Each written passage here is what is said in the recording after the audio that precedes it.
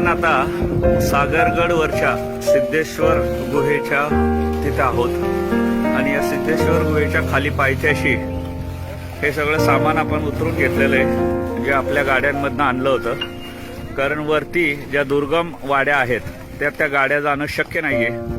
त्यामुळं इथलीच एक आपण जिप्स हे हायर केली आहे आणि त्याच्यात हे सामान वरती जाणार आहे.